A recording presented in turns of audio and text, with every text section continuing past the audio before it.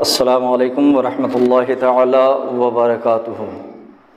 الحمدللہ رب العالمین والصلاة والسلام علی سید المرسلین، اما بعد فاعوذ باللہ من الشیطان الرجیم، بسم اللہ الرحمن الرحیم، فصل لربک وانحر، صدق اللہ مولانا العظیم۔ صلی اللہ علی محمد صلی اللہ علیہ وسلم۔ آج کی گفتگو کا عنوان قربانی کے فضائل و مسائل۔ اللہ رب العزت ارشاد فرماتا ہے فصل لربک وانحر، بس اپنے رب کے لیے نماز پڑھیں اور قربانی دیں۔ امام بیضاوی اس آیت کریمہ کے تحت تحریر فرماتے ہیں کہ صلاۃ سے مراد صلاۃ العید اور نحر سے مراد قربانی ہے۔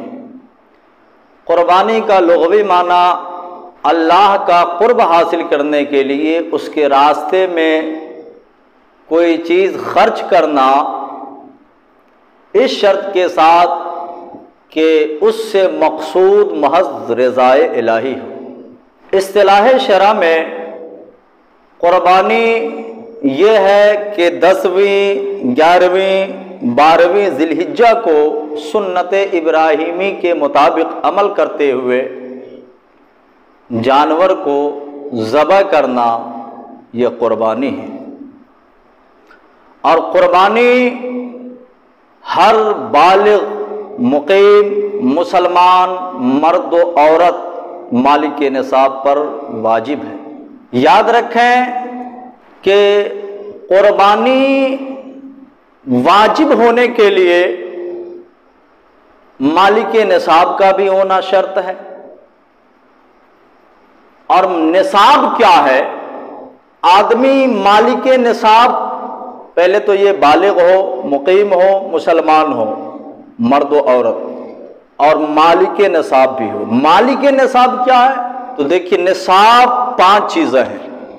نصاب کا اعتبار 5 چیزوں میں ہوتا ہے۔ توجہ کے ساتھ سماعت کریں تاکہ غلط فہمی کا ازالہ ہو جائے۔ بہت سارے حضرات غلط فہمی کا شکار ہو جاتے ہیں نصاب کے بیان میں۔ نصاب یہ 5 چیزیں ہیں: سونا 7.5 تولہ، چاندی 52.5 تولہ، یا نقدی یا مال تجارت یا حاجت اصلیہ کے علاوہ دوسرے سامان۔ تو سونے کا اعتبار کب ہے اور چاندی کا اعتبار؟ چونکہ سونا اور چاندی کی قیمت میں بہت فرق ہے۔ سونا 7.5 تولہ، چاندی 52.5 تولہ، قیمت میں بھی بہت فرق۔ تو چاندی کا اعتبار کب ہوگا نصاب میں، اور سونا کا اعتبار کب ہوگا، نقدی کا اعتبار کب ہوگا؟ اس کی وضاحت پہلے سماعت کریں۔ سونا کا اعتبار نصاب میں اس وقت ہوگا جب اس کے پاس نہ چاندی ہو، نہ نقدی ہو، نہ مال تجارت ہو، نہ ہی حاجت اصلیہ کے علاوہ کوئی دوسرا سامان ہو، محض سونا ہو۔ اس وقت سونا 7.5 تولہ ہونا چاہیے، تب اس پہ قربانی واجب ہے۔ مگر عموماً ایسا ہوتا نہیں ہے۔ بہت سارے حضرات ہیں جن کے پاس کچھ سونا ہے، کچھ چاندی ہے، کچھ نقدی ہے۔ تو ایسی صورت میں 2 تولہ سونا ہے، 4 تولہ چاندی ہے، یا 10 تولہ چاندی ہے، کچھ نقدی ہے، کچھ مال تجارت ہے، کچھ سامان ہے۔ تو ایسی صورت میں نصاب کے لیے کس چیز کا اعتبار ہوگا؟ سونا کا یا چاندی کا یا نقدی کا؟ تو یہ چیز پہلے توجہ کے ساتھ سماعت کر لیں اور ذہن نشی کر لیں کہ سونے کے نصاب کا اعتبار اس وقت ہوگا جبکہ یہ 4 چیزیں بالکل نہیں ہو اس کے پاس، محض سونا ہو، تب سونے کا اعتبار ہوگا نصاب میں۔ مگر اگر کسی کے پاس 2 تولہ سونا ہے، 2 تولہ چاندی ہے، تو اس وقت چاندی کی قیمت کا اعتبار ہوگا۔ کچھ نقدی ہے 10,000 روپیے ہے، اور 2 تولہ سونا ہے، تو اس کی قیمت لگائیں گے، سونا کی قیمت لگائیں گے، اور نقدی کیا ہے ان کے پاس 10,000 ہے مثلا، تو 10,000 اور سونے کی قیمت ملا کر کے اگر یہ قیمت 52.5 تولہ چاندی کی قیمت کے برابر ہو جائے تو اس پہ قربانی ہے۔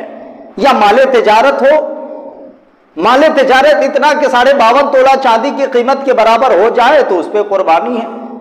حاجت اصلیہ کے علاوہ کوئی دوسرا سامان اتنا ہو کہ 52.5 تولہ چاندی کی قیمت کے برابر ہو جائے تو اس پہ قربانی واجب ہے۔ یہ حاجت اصلیہ کیا ہے یہ بھی سن لیجیے۔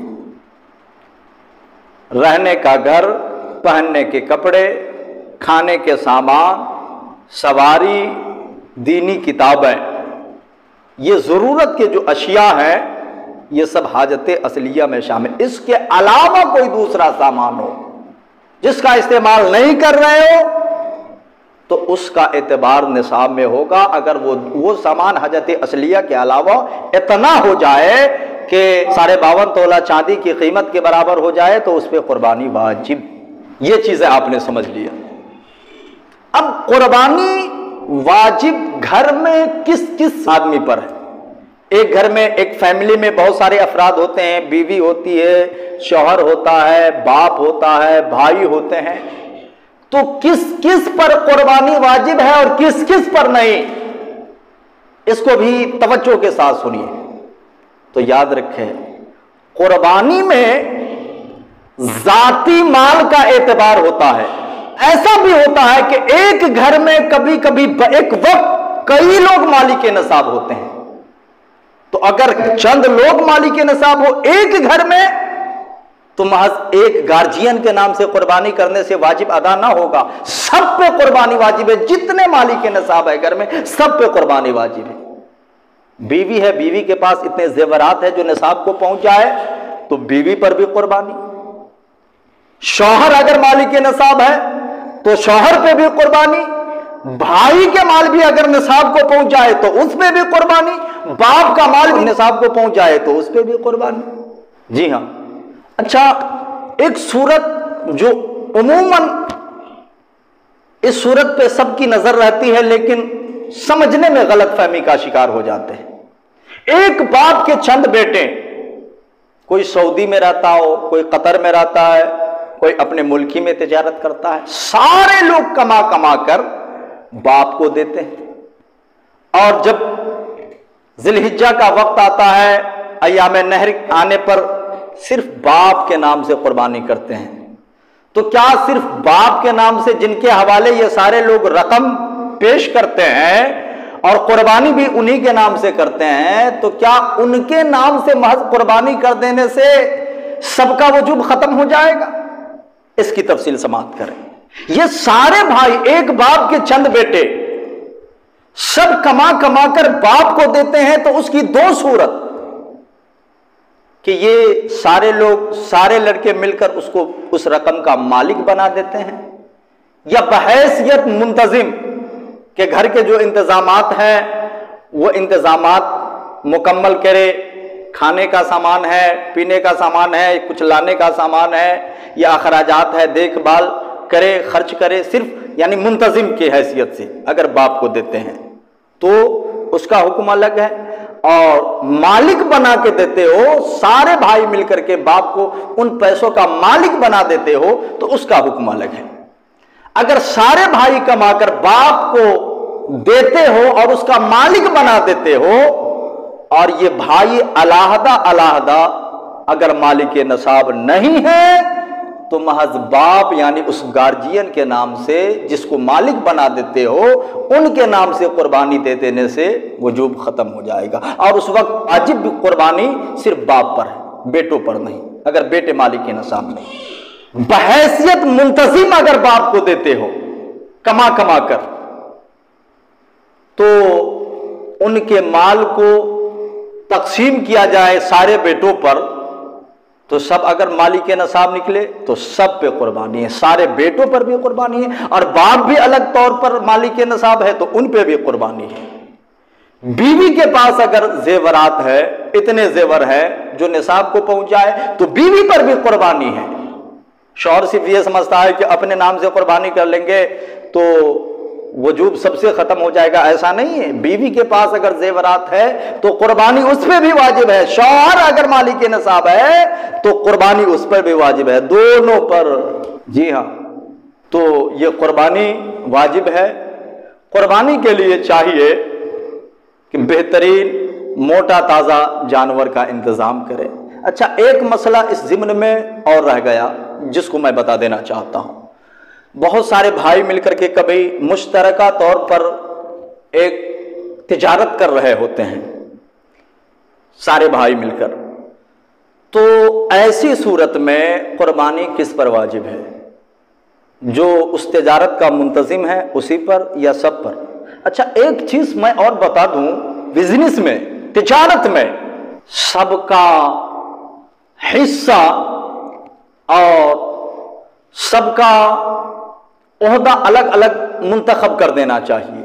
جب بھی آپ کوئی تجارت کر رہے ہو تو سب کی حیثیت الگ الگ منتخب کر دینی چاہیے کہ کون اس کا ذمہ دار ہے اور کون بطور تنخواہ ہے۔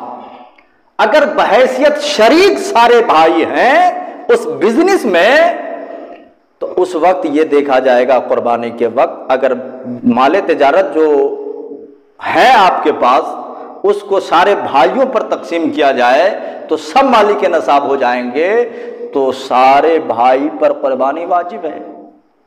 سارے بھائی مل کر کے اگر مشترکہ طور پہ تجارت کر رہے ہو تو اس مال تجارت کو تقسیم کیا جائے سارے بھائی پر، تو سارے لوگ مالک نصاب ہو جائیں گے، تو سب پہ قربانی۔ ہاں، تجارت کر رہے ہو لیکن قرض بھی ہو تو قرض منہا کر کے، مثلا 10 لاکھ روپیہ مال تجارت ہے اور 12 لاکھ اس پہ قرض ہی ہے، تو قرض کو منہا کرے تو کوئی مالک نہ سب مقروض ہو جاتے ہیں، تو ایسی صورت میں کسی پر قربانی واجب نہیں۔ بات سمجھ میں آئی؟ لیکن قرض نہیں ہے، 10 لاکھ روپیہ ہے، سب پہ سارے بھائیوں پر تقسیم کیا جائے تو سب مالک نصاب، تو سب پہ قربانی واجب۔ قربانی کے لیے چاہیے کہ موٹا تازہ بہترین جانور کا انتخاب کرے، عیب دار نہ ہو۔ ظاہر سی بات ہے جس جانور میں عیب آ جائے بازار میں اس کی قیمت کم ہو جاتی ہے۔ شریعت کا اصول اس میں یہ ہے عیب دار کے لیے کہ جو عیب جانور کے فائدے کو بالکل ختم کر دے یا خوبصورتی کو ضائع کر دے تو ایسے جانور کی قربانی نہیں ہو سکتی۔ لیکن عیب تھوڑا ہے، تھوڑا عیب ہے تو قربانی ہو جائے گی، مگر اس کی قربانی بھی مکروہ ہوگی۔ قربانی کے بے شمار فائدے بھی ہیں۔ ایک حدیث پاک میں آیا ہے، اللہ کے رسول صلی اللہ علیہ وسلم نے ارشاد فرمایا، انہ قال من قرب قربانا فاذا قام من قبره رآه قائما على راس قبره، جب قربانی دینے والا قبر سے اٹھے گا تو قربانی کے جانور کو اپنے سرہانے کے پاس پائے گا، اور کس حال میں؟ فَأَذَنْ لَهُ شَعْرٌ مِّنَ الذَّهْبِ وَعَيْنَاهُ مِنْ يَوَاقِيتِ الْجَنَّةِ وَقَرْنَاهُ مِنَ الذَّهْبِ، اس کے بال سونے کے ہوں گے اور اس کی آنکھیں جنتی یاقوت کی ہوں گی اور اس کے سینگ بھی سونے کے ہوں گے۔ وہ کہے گا تو کون ہے، تو کیا چیز ہے، تجھ سے اچھا میں نے کبھی کسی کو دیکھا ہی نہیں۔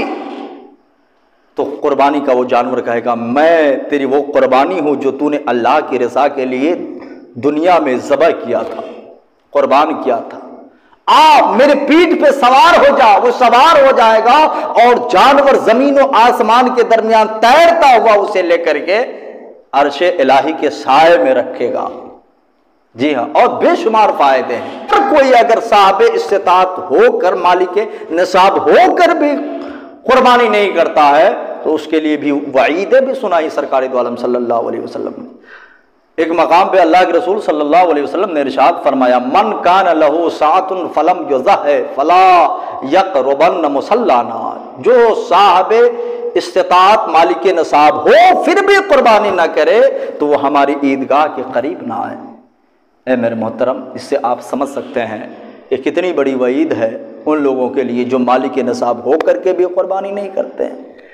اگر آپ مالک نصاب ہے تو قربانی ضرور کریں۔ اللہ تعالیٰ کی بارگاہ میں دعا کرتا ہوں اللہ تعالیٰ ہم کو آپ کو سارے مومنین کو مالک نصاب ہے تو قربانی دینے کی توفیق عطا فرمائے، اور قربانی کے صدقے میں سب کے گناہوں خطا کو معاف فرمائے۔ وما توفیقی الا باللہ۔ السلام علیکم ورحمۃ اللہ تعالیٰ وبرکاتہ۔